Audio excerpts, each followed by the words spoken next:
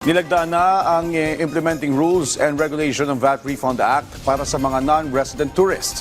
Sa panayam ng Radyo Pilipinas kay Department of Tourism Secretary Maria Cristina Garcia Frasco, sinabi nito magkakaroon na ng VAT refund o balikbayad ang mga foreign visitors sa bansa na nakabili ng mga produkto sa Pilipinas. Malaking tulong ito sa turismo ng Pilipinas dahil batay sa United Nations sa World Tourism Organization, nasa 50% ng mga turista ang shopping ang pangunahing dahilan ng pagbisita sa isang bansa. Dagdag pa ni Frasco, paraan din ito ng Pilipinas para maging globally competitive, lalo na sa ASEAN.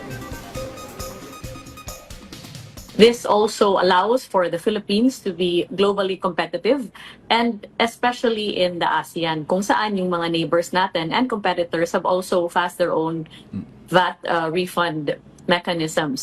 In terms of our local industries, napakahalaga po ng pagkakapasa nito dahil makakabigay ito ng added benefits sa ating mga tourism destinations in terms of yung sa shopping ng ating mga local goods.